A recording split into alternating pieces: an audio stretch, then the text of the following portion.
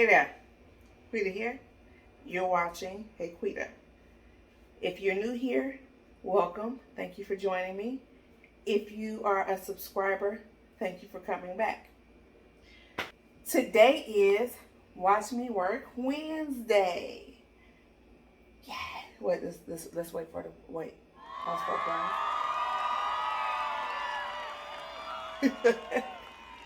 Here in my cake studio, the whole month of June and July is dedicated to Cheesecake Madness. So you will probably notice while you're watching this, or you'll probably realize while you're watching this, I have been doing a lot of cheesecake, and that is the reason.